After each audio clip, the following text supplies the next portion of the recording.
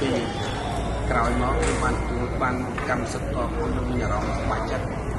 ដល់រកវិញវាជំបានដោយរដ្ឋាភិបាលគិតគូរដល់ខាងយើងខ្លួន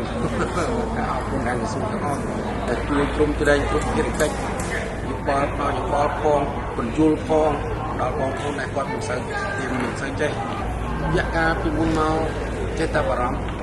វារោគគ្រោះដោយសារអីមានការយឺតយ៉ាវក្នុងការសាងសង់អញ្ចឹងវាពុំមានការពុំសូវមានជំនឿទេភ័យអស់សង្ឃឹមពីប្រទេសខ្លួនសាដល់ចុងក្រោយមកបានផ្លំបែកបាក់អីក៏មានសង្ឃឹម 50% ចុងក្រោយមកទទួលបានផ្លំវិញគឺថាបាច់100%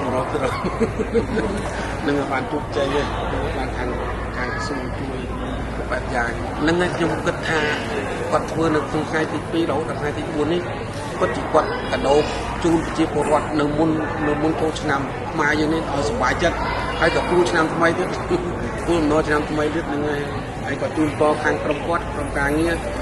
ជួបផ្ទះសេចក្តីសុខនៃដំណើរប្រកបកិច្ចការងាររបស់ឲ្យបានសុខចិត្តទៅក្នុងឆ្នាំបាទ